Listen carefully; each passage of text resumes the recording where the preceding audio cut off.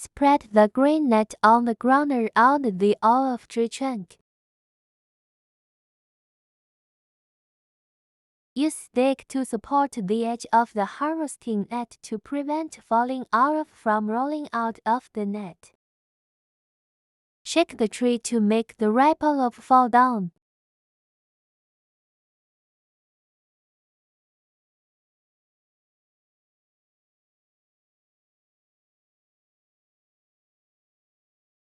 Roll the green net and enjoy your olive.